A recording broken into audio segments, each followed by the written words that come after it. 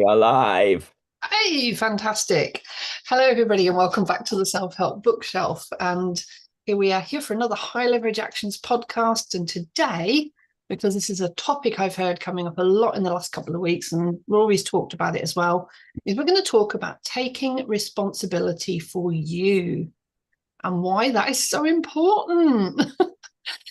So, hi, I'm Kay Reeve. I'm an emotional awareness expert, and not my guest speaker, my co-speaker. You're not a guest speaker. You're here every week with me. Where did that come from?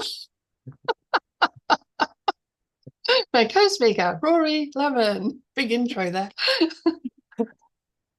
Excellent, excellent. Yeah, thanks for introduction, Kay. If you're here and remember, just like to remind you, these topics are really important or useful to you, they'll be important to someone else, and whatever you get from it, click the comment button, recite back what you get. It repeats it back in your mind, what I call neurocreativity, building on what works and what or let going what doesn't work in order to improve our lives, high leverage, in a high leveraging way. So yeah, like, comments, and subscribe for more. So my name's Rory Lemon. I go by Rory Lemon Aid on the internet, and I'm looking forward to talking about these topics. Yes. And if you want to know more about us, we'll tell you a bit more at the end. So stay tuned. This is going to be a good one. So, yes, for me, this is a topic I've heard come up a lot, whether it's talking about medical health, physical health, um, like health, physical health and well-being, whether it's mental health and well-being. I'm beating my computer up. Whether whatever aspect it is of life, financially as well. There's so much stuff goes on around all aspects of well-being. And I keep hearing people saying, oh, like we go to the doctors and I don't know, it's like they think we're supposed to deal with this ourselves. And, people talking about their physical health and fitness. Well, we know we need to take responsibility for that one ourselves. But there's just so much more where I thought it would be a really good topic to actually open this up about the different ways in which you can take responsibility for you, starting with mindset around all of this, because I think that is the first one to look at, is the mindset, and then the rest starts to fall into place. That's the one. Yes, having a look at it objectively, Rory. So what was going through your head and out in the other side there? Yeah, I just think mind setting is just a fascinating topic in itself, because sometimes I think people even struggle with that. The idea of setting the mind. It is pretty much about setting the Mm. mind rather than trying to think of it as a set, putting things into place. It's often linked with attitude and mood, and then obviously moods change. So then when moods change, it's difficult to then stick to the mindset if you're basing your mindset on your mood rather than choosing and sticking to it no matter what. And then that choosing and sticking no matter what is really what responsibility is.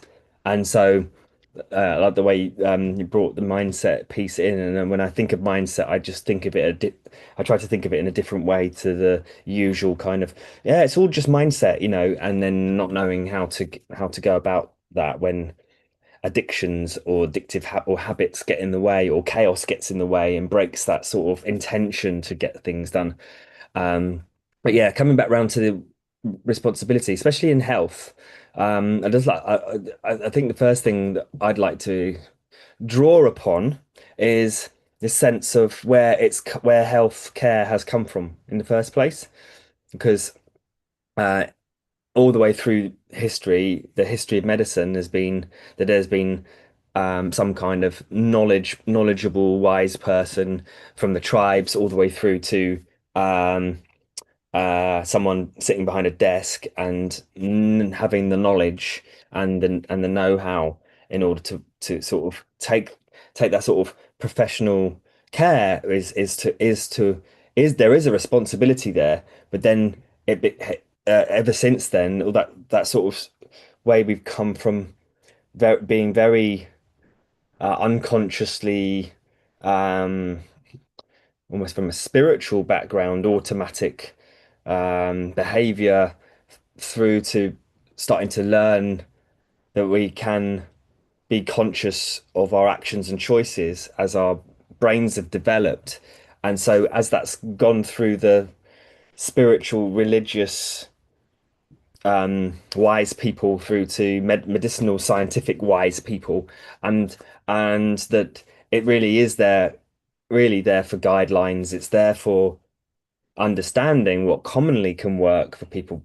However, I think we're coming back round through the whole thing of having it placed on a table in front of us, and that it's the one person's word is the truth about our truth, your truth, and how it's because we've suddenly become so conscious, we start to question all those methodologies, those wisdoms that were in place before, because of so many different factors that affect health, and starting to be able to Google it ourselves. And now we're sort of getting around to a thing of looking at it as a Dr. Google. Is that the truth? What's going on with me? And doing our own research when there were only we only had advice from people that had gone through that thing, going to the car mechanic, but now you can listen out for what's going on with the car and try and Google it and find out yourself.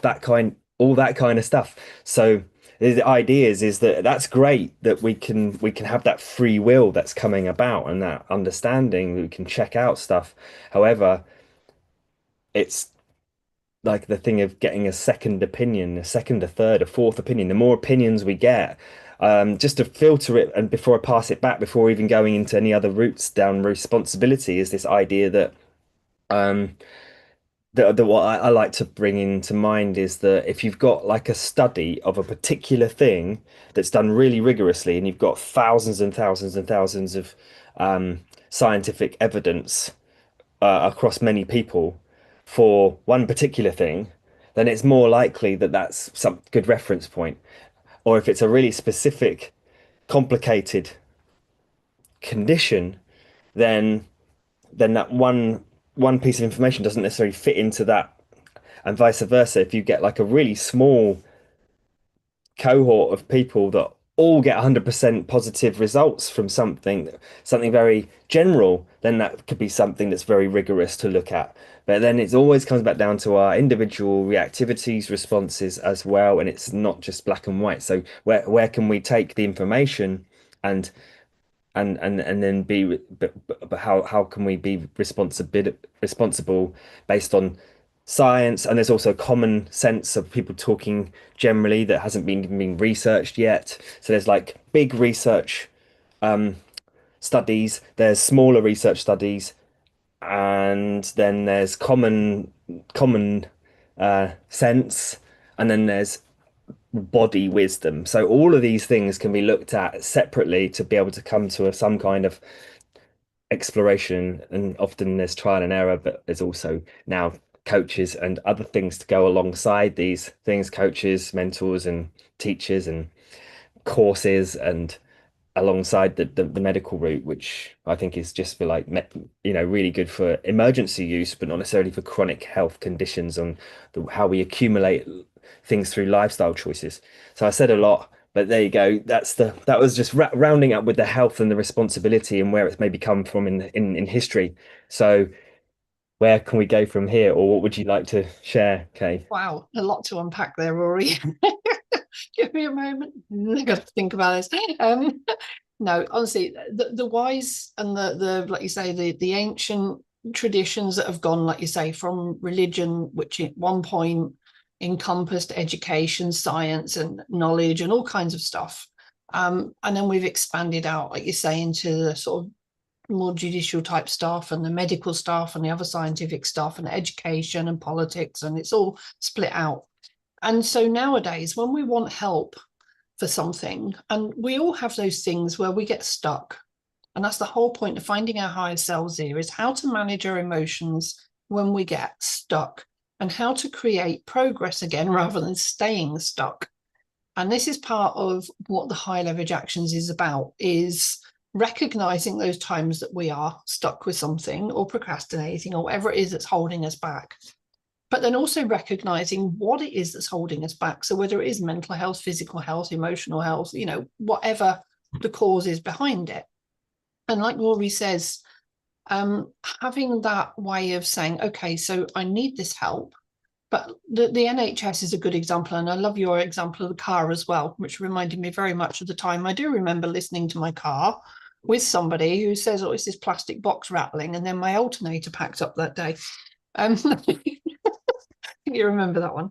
But when we're listening to ourselves in the same way, we also get the wrong messages. And it's how we deal with that. And it's very easy to go to the doctors and say, right, I've got this problem, I've got these symptoms going on, whether it's mentally or physically. And so I've got these problems going on, and they go, oh, well, it's this, or we don't know what it is. And, they're very limited actually in what they can treat, support, and understand, because they can only tell by the words you tell them, not by the feelings and emotions you're having internally with it, whatever the background of this is. And I certainly know that for my example, I had 16 years of being lost with this. And I had some digestive issues. And I'm not a nutritional expert, so this could be nutritional health as well. So I went to the doctor, so I got these problems. Well, they can only do the tests that they're authorised to do in their path of diagnosis and elimination. So I went through some horrendous testing over the years. Not frequently all the time, but I had some quite unpleasant testing done. And 16 years later, my health was still getting worse. And I'd been back numerous times to address this. I was now on multiple medications because that's how the doctors treat us. And so I ended up at a point where at the end of 2023, I was being tested for Alzheimer's because I had over 50 different symptoms going on. So how was I supposed to come back from that when the GP is telling me that my test results came back clear, it wasn't Alzheimer's, I've got all this other stuff going on, my internal system was completely shot at the time, and the doctor's response was, oh, it's all mental health, take antidepressants. Well, at this point, you realise sometimes you have to take responsibility for yourself, but I was no medical expert. So this is where sometimes we have to follow our instincts as well. Come back to gut instincts. What do you think is going on in your life? And it might be a process of elimination.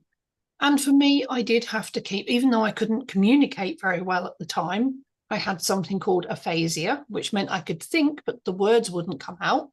And sometimes the thoughts went as well, a lot of the time. And so I still, even in this really, really unwell state, had to do my own investigations online. So Google can come in handy. And the one thing I'd asked from the doctors over the years was food allergy testing. And they kept saying, no, I don't need it. And so I ended up having to order a blood test kit online. And when I'd had the blood test results back, there was the answer. So I should have followed my instincts all along. So for 16 years, well, maybe about 12 of those 16 years, I'd asked for food allergy testing and the doctors had always said no. Maybe I should have just followed my instincts from the beginning and taken responsibility for myself and actually got some testing done with me. Now, I'm not sure if that 12 years earlier, I could have got that level of testing online and done it through the post, but certainly now I could, and I did, and the results came back were quite astonishing. I was allergic to 9 different food groups once I'd organised all the results together, 9 food groups, not even 9 foods. And I had to take responsibility for my diet, change all of those foods. And it took 6-7 months to come back from that, I was in a really, really poorly state. And certainly by last July, I was ready to start rebuilding the business again. So it's only just over a year ago, I really, truly felt like I was back from that. But I have to take responsibility for my own well-being because GPs wouldn't. And it's the same. And I think the analogy of the car was a great one. Like we all, so many of us drive a car, but if it runs out of fuel, do we take responsibility of it or do we pass it to someone else? Right. And if the tyre goes flat, some people will just ring up the AA or the RAC. And I think Rory's frozen out on us. He'll come back in a minute if not, but my screen's frozen with him. So sometimes some people don't have the knowledge and the skills or the physical ability to do something like change a tire. And so let's just make sure mine's still live, so it's not my end. They will call for support. But for those of us that are able to do it ourselves, we do it ourselves. We take responsibility because we get back on track quicker if we can do it that way, if we can do it ourselves. Rather than, I mean, I can change a tire. Well, I used to be able to change a tire in about 15 minutes at the tops. We have lost Rory for some reason. Hopefully he'll come back in a bit. And so there is this, it's thrown me now. Here he comes. Here he's back. Hiya. He went on a trip. I talking about cars. Yes. So just saying, where I'm losing it now. I'm losing it. That's really thrown me. Yeah, so there was the Yeah, car analogy. that's right. So when we pass on the responsibility to somebody else, we sometimes have to wait for appointments and times for them to be available, to be free. And if we break down in, or get a flat tire, for example, you might have to wait an hour for someone to turn up to fix it. But if you can take responsibility for itself, it might be 10, 15 minutes. So this is why even taking responsibility can save us time, it can save us money, it can save us energy, get us back on track quicker. And although we're talking about a car analogy there, it works with so many other things as well. And yeah, I learned that one the hard way with my medical issues. I could have had my health back years ago if I'd realised how much I needed to take responsibility for. Excuse me. And so, yeah, I think there is a lot to be said for this. And the same with mental health as well. When we go and we speak to these talking services, which is absolutely crucial under some circumstances, but rather than waiting months and months and months, or while you're waiting, because there's sometimes a 6-9 month waiting list for talking services, what can you do to take responsibility for yourself? Now, Rory and I are both here. We work, so Rory's doing neurocreative leadership coaching. I will get it right. Keep changing your title. I'll get that. Neurocreative leadership coaching. That's the current title. We are sticking with that one for now. Me with the emotional awareness expert. So I help teenagers and young adults through supporting their parents to learn the skills of communicating about emotions using colour strategies. Then we've got Emma, who's in the self-help bookshelf, who's a trauma therapist, and Sue Bailey, who is an autism family dynamics coach. And other things she does. So she talks a lot about the non-verbal learning disabilities and helps people raise awareness around that and learn about it. And so between us, there's a lot of stuff here and, way beyond us in other subjects as well, where people can take responsibility for the learning for yourself. And sometimes you'll learn things and go, no, that's actually not what I need. But you know what? That's okay, because that's a process of elimination.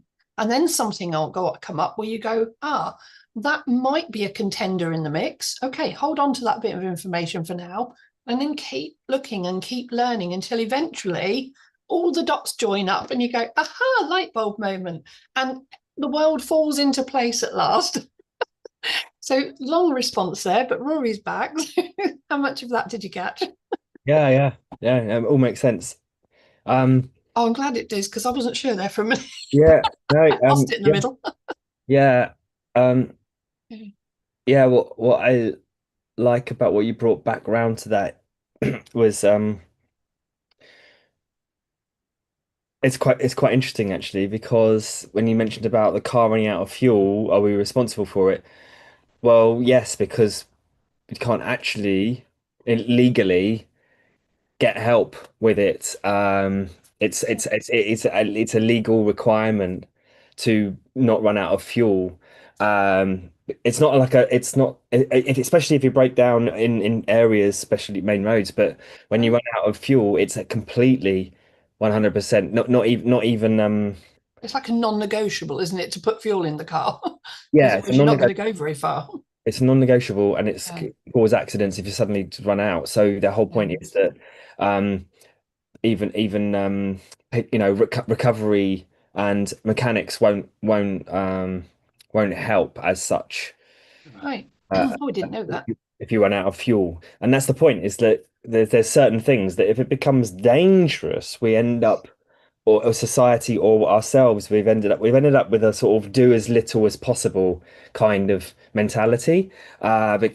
Because of like It's a good our one. neurology is there to make sure we shortcut and don't think of stuff we don't really need to survive, from coming from a place of hunter gathering and against the elements and all these other things that we don't necessarily have anymore. So we've evolutionary come to a point where we can have spend a lot of time shortcutting to direct pleasure, like eating cake and sitting down watching a TV program that just gives us a load of uh is it useful or is it not, kind of thing. I don't I personally, I've come around full circle, and I don't watch any TV at all, but that, they're each to their own. It may be something that's really important to relax, or that's a passion for someone, and that's okay, but sometimes it's not even useful whatsoever, called what I call aimless creativity. And they come back to neuro creativity and taking responsibility, and the leadership perspective of this all is to understand that just because something is a bare minimum responsibility that's enforced, we take responsibility. But if we didn't have to, we might not, even if we ended up even if it ended up being really dangerous, if it wasn't, there were some laws that really stop absolute chaos happening, not because anyone actively would consciously choose to endanger other people as such in general.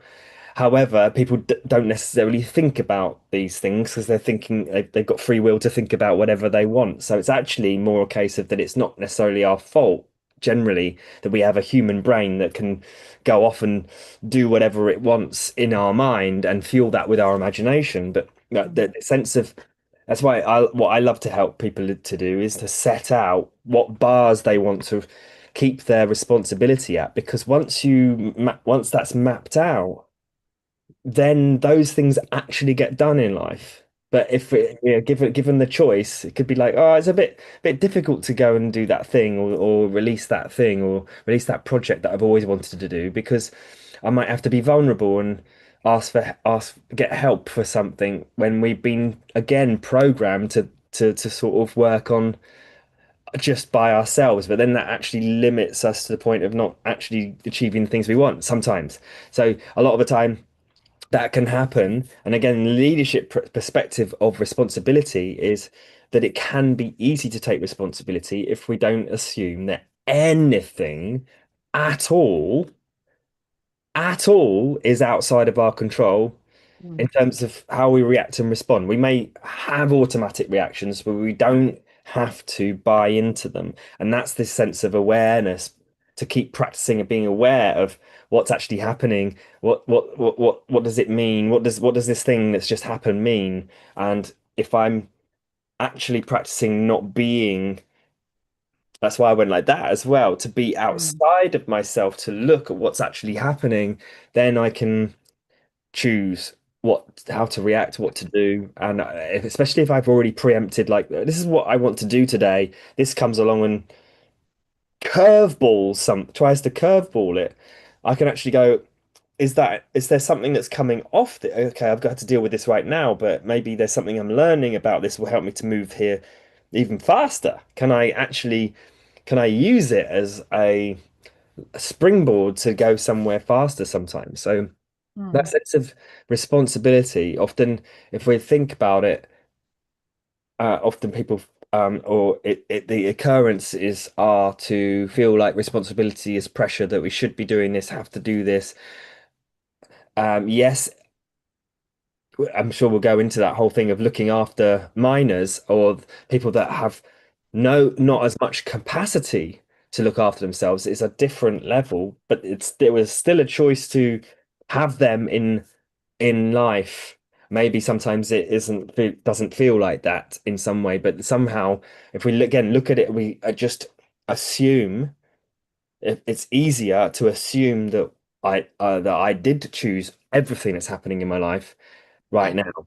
And so, like, so if I do that, then it's easy. It becomes easy. There's no choice other than to choose rather and what to do. That's a good choice. Some people choosing is difficult though, but that's a whole different story. Yeah. But I like what you're saying about again, my head's battling itself again today. It's having a moment. So there was a bit where you're saying about let me rephrase that from the beginning. So it's one thing to take responsibility for yourself, but that doesn't mean having to do everything for yourself.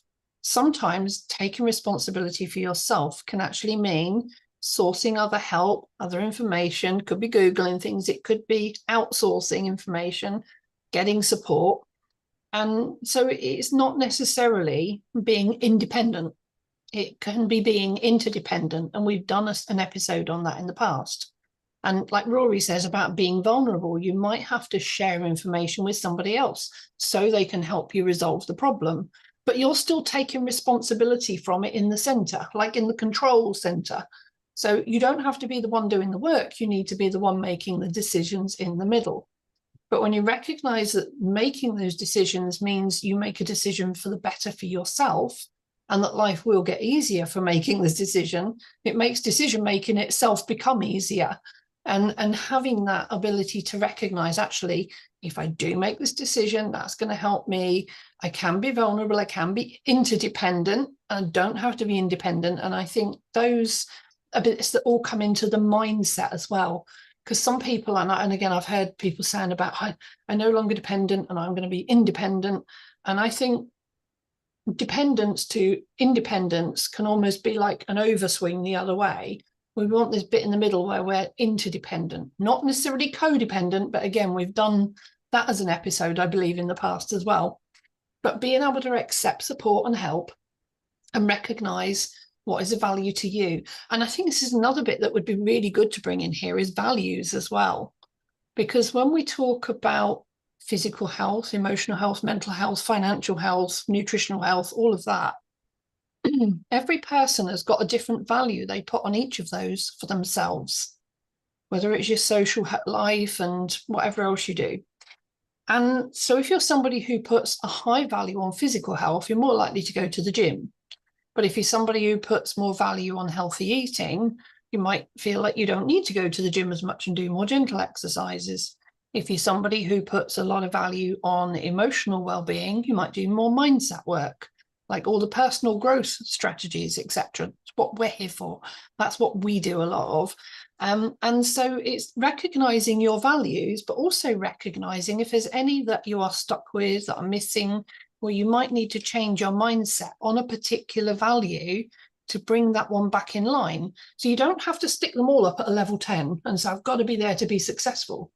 So for me, nutritional health is a 10 on value because of my food allergies. And if I don't look after my food intake, my health drops rapidly.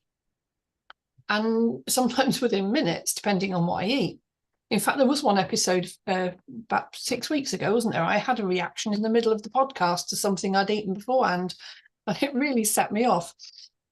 So we can have all of these values. And then for me, physical health, yeah, I'm dealing with back pain. So I have to do a certain amount to make sure I'm mobile, which I haven't been so good this last week because I've put my back out twice in the last week.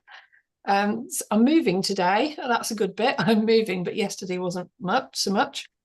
And so for me, physical health is about staying mobile versus somebody who's going to the gym and looking like they're about to sort of like pick up a 300-pound weight. So my value around physical health is important, but I'm not out to win, I don't know, some Mr. Universe competition. So this is what I mean about the values. What do you put as a value on each one? And how are you maintaining what you consider at least your minimum value on each area of your life as well?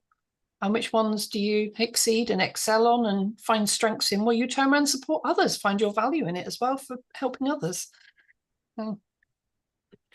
Awesome. Yeah. I think that was on topic, off topic. We went everywhere. I like that. Yeah, that's great. Covering a Yeah. lot. Yeah, very good. Very good. Yeah. So what do you think might be some signs for somebody who is finding it difficult to take responsibility for themselves? what is there anything you can think of, Rory, that people might listen out for in themselves? Well, like the other one we were talking about just before coming on, because we only decided this topic 2 minutes before starting, and very often the way with us. Is like, for example, parents, and that's another one I get a lot when I'm speaking with parents who have got problems with teenagers and young adults. And the parents don't want to take responsibility and expect the teenager to fix themselves. Now, when they haven't yet learned all those life skills to be able to take responsibility for themselves, then really, how can we help parents to say, okay, I'm not going to be responsible for my teenager, like caring for them like a baby, maybe, but how can we be responsible for teaching them the right mindset shift, the right life skills, the right values?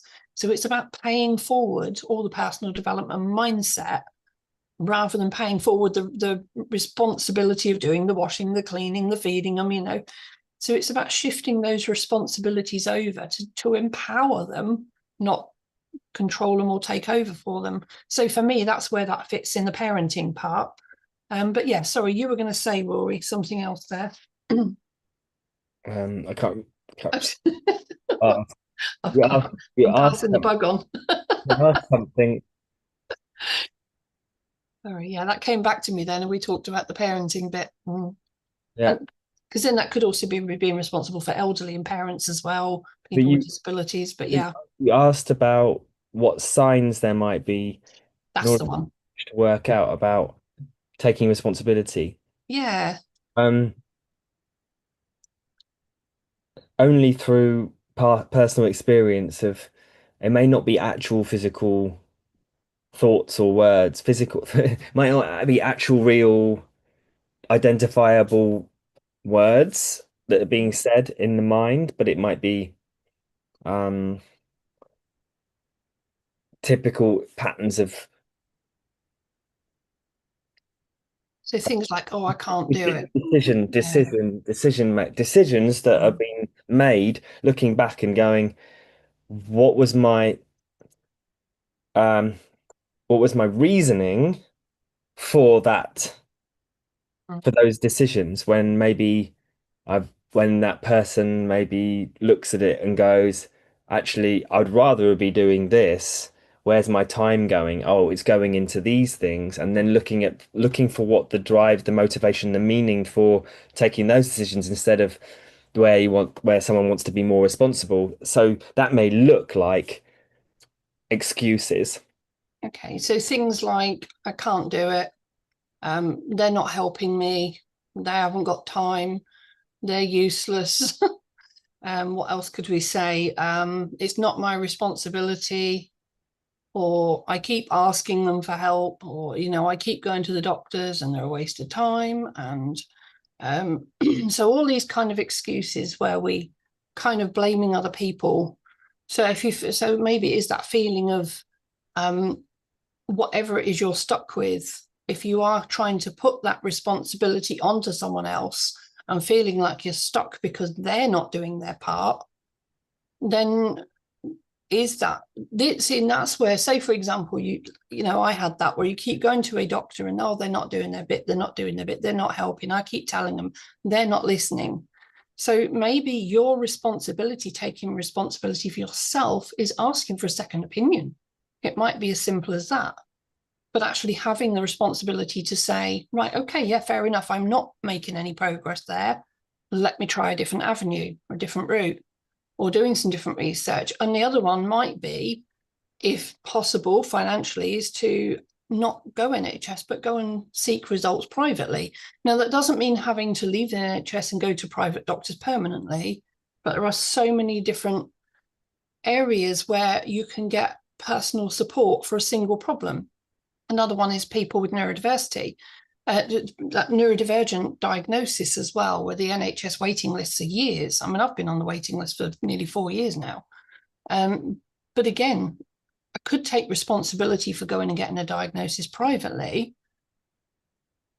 But for me, I haven't, because A, I didn't have the finances for it at the time, but B, rather than waiting 4 years for them to say, oh, yes, you got this, or no, you haven't got that, what I've done is I've taken responsibility for looking at more at the traits that I've got that are going on, the behaviors and the personality challenges that have been holding me stuck, and then seeking support for those. And that's where Rory has helped me with a lot of that. When I found out I'd got ADHD, even though I'm undiagnosed, it was more about how the traits for that were keeping me stuck.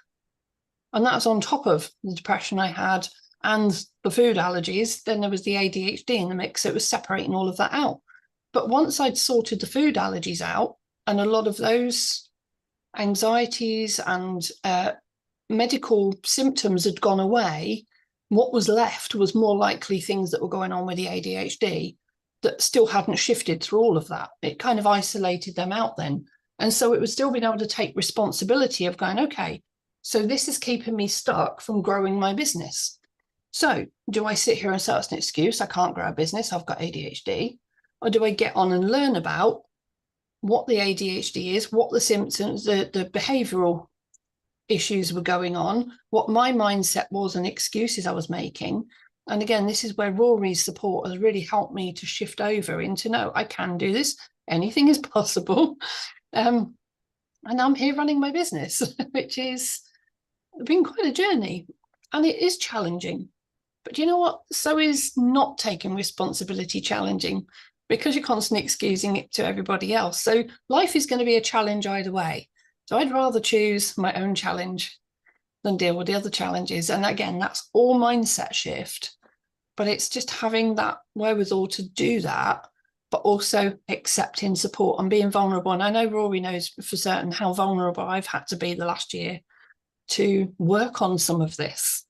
And it has been uncomfortable at times.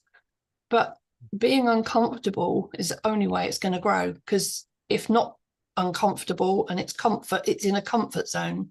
And as they say, nobody grows inside a comfort zone. And that was one of our earliest episodes. So there's lots of throwbacks in here as well. Mhm. Yeah, no, I love that. It helps to understand it from a more contextual space that you've been sharing the story around that, and just to Yeah. round up a few elements there, just to bring it all together. I think it's important to bear in mind that, yeah, notice it. Even more, even breaking it down even more simply. What needs and wants are what needs are not being met and what wants are not being created in life, because if that's not happening, then there's going to be an internal upset and stress going on, and potentially then that's the automatic coming up of the upset, and then it's automatically blaming it around externally or internally if it's a health thing. But even just raising it out of just health and to be about, for instance, if there's a relationship where there's a role where people are sharing roles in order to make the situation good and efficient, that can be great. But if noticing where someone's taken, if has that been declared as, I will be responsible for this and you be responsible for this, so that it's clear that that's what's happening, and then can the roles be dynamically changed if necessary, or is it automatically, oh, they are doing that thing for this particular relationship, and as soon as that changes or isn't, is it that, do do I feel like the power has gone because they're always doing this and always taking charge of that, and it's not actually a clear communicating, I'm happy for the help to do for you to do this or not, or whether, or so noticing what the needs and the wants are, noticing what the um where the blame is being passed if there's something, because there will always be automatic blame coming up in order to make meaning of the protection mechanisms about being upset. So again, if it's a sense of being upset and something's not happening in life, then then there has to be responsibility taken, because someone else can't do it unless there's a capacity difficulty, such as a minor or someone, or someone else, an agreement that is that they're helping out do this thing, and then that's an agreement, contractual agreement, and is it clear enough? and how when does it start, when does it finish, all that kind of stuff. So notice the excuses, notice the needs, the wants, the where the blame's going, and finally, um, just to round it up to be able to go, um, that there's what would be called brainstorming. And initially, Mm, if good something's one. not quite right, then brainstorming everything out and taking actual time to do it is so much more important than trial and error, because it's a specific thing that can be done. And it may seem like that's a slow, I don't have time to brain dump. But if you don't, if it's not being, if it's not being brain dumped properly, um, then that could be a really lack of efficiency on what's working, what's not working, or what the needs are, what the wants are, and differentiating between is it surplus pleasure seeking wants compared to actual real needs that really need addressing. And then finally, on that brain dump, it can then move into mapping and mapping it out. And that's what I love to help people do, is the vision mapping. So mapping it out once it's been thrown out and it's almost like it's totally exhausted, then it's possible to then it's possible to actually logically help the brain logically get responsible for it. But if it's vague, then it's going to find excuses to blame other things that aren't necessarily in aren't there to be responsible for those choices and actions. Oh, that's fantastic, Rory. And yeah, brain dumping or mind mapping, whatever you call it, is an absolutely crucial part of the process.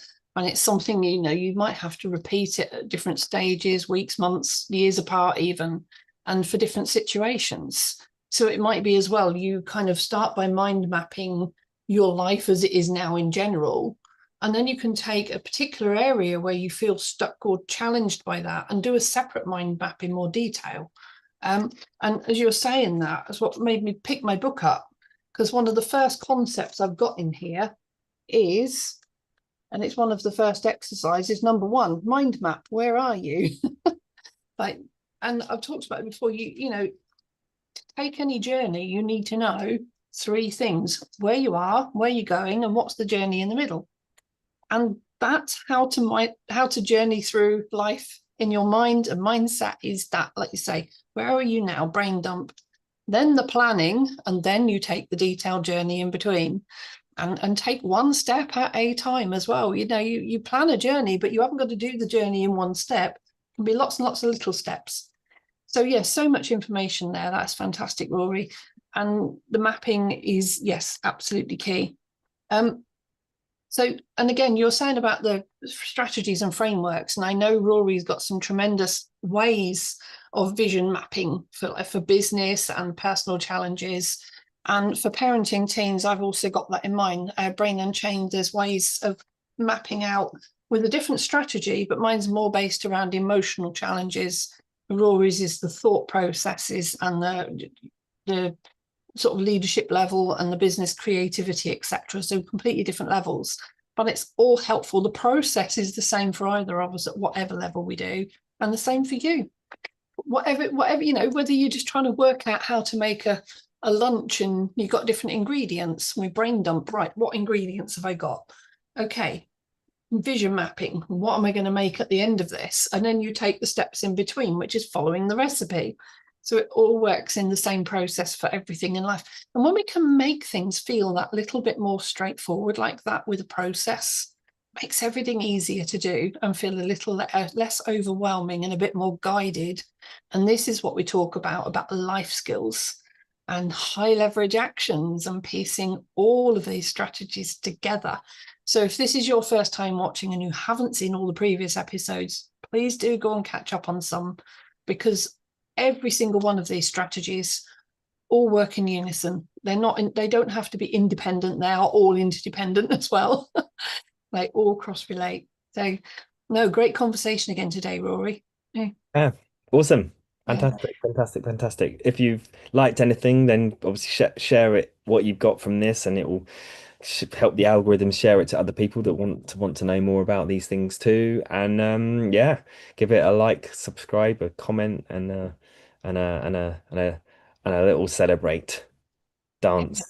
And talking about celebrating, I think there's a few little bits we could put in on extra today. Because being as this is part of the self-help bookshelf, and there are 4 members, even though Rory and I do the podcast, there are 4 members of the self-help bookshelf. And myself, Emma and Sue have all got new books coming. We have all been very, very busy writing and creating. Rory's got one planned as well, a bit later this year. And so Emma has just released her book this week, which is called Whose Stuff Is It Anyway? It's about own your stuff, burn the baggage, and make space for more you. That is now available on Amazon in paperback. So if you look that up, and I'll pop the details in the description later on. Emma's launch is officially on the 25th of this month as well. Then later this month, Sue's is already on pre-sale. Hers releases later this month for launch next month. And that is Misunderstood No More, Untangled by Love. And that is all about living with with autism, selective mutism, and non-verbal learning disability. And Sue is all about helping people to understand the perspective of living with these disabilities and neurodivergent personalities and traits. And it's a very creative book. It's not a heavy textbook. It's very creative, and it's filled with lots of beautiful, beautiful artwork. She's a really amazing lady. And this is the first book she's relaunched. Well, she's launched it before, but she's relaunching it with the group with a whole new format. It just looks incredible now. And then mine is up for pre-sale already. This is the third and final one at the moment. I'm launching in October, even though it's already for pre-sale, but it will release in between sometime. And that is 30 Love Values. So when we talked about values around your health, your emotional health, your mental health, your physical health, nutritional, etc., there are also your personal values about your mindset. And I decided to start listing down my values one day to see what I could write about. And it was a conversation I'd had with Rory. And I was quite surprised when by the next day I'd written 30 values down that are all relevant to relationships, either with other people, a partner, or with yourself. So your own relationship with yourself is key too, especially with the mindset stuff. And so that has now become my next book, 30 Love Values, and that is already available for pre-sale for Kindle on Amazon. And that will be releasing on the 3rd of October for a launch on the 23rd of October. So those are the 3 books on the way. And then Rory's working on his, which will, all going well, be launching on the 30th of November. So Neurocreative Recollections Volume 2. You've done number 1 and you promised a number 2. Oh yeah. Let us down. So Yeah. that's tremendous amount of progress. But we've all been so busy this summer writing and plotting and formatting and editing and uploading, but we are there. At least myself, Emma and Sue are all there. Our books are up. And so we're down to Rory, you catch us up, but you've got plenty of time, and yours is a much lighter creation in a way than certainly Emma's has been the heaviest one this summer. It's been a lot of work for her. But she did it, and she actually got there. We released it on the deadline ahead for the launch later this month. So yeah, that looks incredible. And so that is all of our updates. And one other thing, we are going to be doing a fundraiser. So if anybody wants to follow details about that, then follow us into the Self-Help Bookshelf on Facebook, where we have more going on in the group most days of the week anyway. And we're going to be doing a fundraiser for a children's foundation in Uganda. I think I did put a date down, didn't I? Just waiting for everyone to confirm the date. Somewhere in the middle of November, we're going to be doing a fundraiser for this children's foundation from a guy who was on the streets as a child and begged until somebody took him in, fed him, and gave him an education. And as an adult, when it was time to go back out and earn a living, he said, I will, but I want to go back and help those that are left on the streets. And this guy, I've spoken to him in person, on video, on a couple of occasions now. Really, really genuine guy. He's really lovely. But he's currently looking after 62 children in his orphanage. And we want to do something to help fundraise for them to try and at least keep their rent secured for the next year or two while they do all the rest of the fundraising for food, education, medication, clothing, and all the other children's needs. So that is one of the challenges we have. And the final one we have coming up, we've got a lot going on at the moment, haven't we, Rory? There's one more. That in December, so that'll be 4th of December, we are going to be doing a panel discussion with a lady named Sophie Ash, and she is going to be interviewing all 4 of us about neurodiversity. So that is our current news updates for this month. I don't normally throw these in on the end, but there has been a lot going on. So we talk about personal development strategies and high leverage actions every week, but we have an awful lot more going on in the background with our weekly meetings that we hold and with the book group on Facebook. So do come and join us there as well. And thank you for listening in today, especially if you've got this far and you are still here. Well done. You are taking responsibility for you. And thank you, Rory, for another incredible conversation today. Brilliant. Nice one, Kay. Yeah. And if you are considering yourself as a heart-led neurodivergent creative who wants to thrive without the burnout, with the building regenerative business, aligning well-being, creative genius, and nervous system rhythms that we were never taught to trust, then reach out. Absolutely. Absolutely. So again, we'll put Rory's details down below as well. And the same for me. I've actually got my next 7 workshops lined up on Eventbrite now.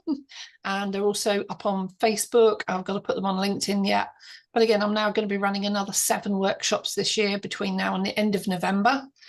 And I run them every other Friday. It's a 4-hour workshop for £60 where you learn the whole emotional cycle diagram on how to have an engaging conversation with a teenager or young adult or somebody you're supporting with neurodiversity, where you can help support them through emotional learning using the strategy in here that I used. And again, we're talking about taking responsibility today. 12 years, my son was going through suicidal depression. We went to schools, we tried contacting the LEA, we had all kinds of therapists. I've talked about this a lot in the past. Every strategy we'd been through for 12 years didn't work. And in the end, it was me taking responsibility for my son's emotional learning that saved his life and made all the difference in the world. And that is why I'm standing here today, or rather sitting here, talking to you about high leverage actions. Because again, I had to take responsibility for things myself. And then I realized, what, I need to help other people do the same. And the more we take that responsibility, the more we make progress, and the quicker we make progress. And transformation is powerful. Rory and I can both offer transformation for different reasons, whatever you're working on. But no, thank you again, Rory, today. And we will see you all again for another High Leverage Actions topic next week. So thank you for listening today, all about how to take responsibility for you.